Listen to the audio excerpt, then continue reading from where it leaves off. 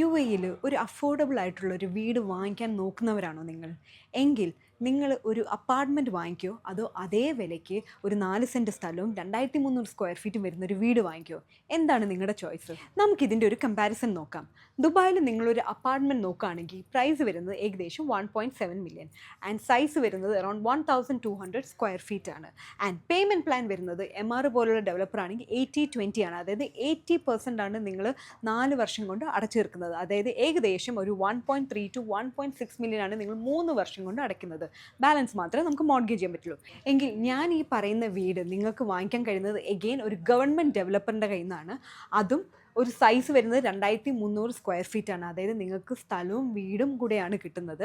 And payment plan വരുന്നത് 30-70 ആണ്. അതായത് നിങ്ങളുടെ കയ്യിൽ നിന്ന് നിങ്ങൾ പേ ചെയ്യേണ്ടത് ആകെ 600 to 800,000 ദിറംസ് ആണ്. അതും 3 വർഷം കൊണ്ട്.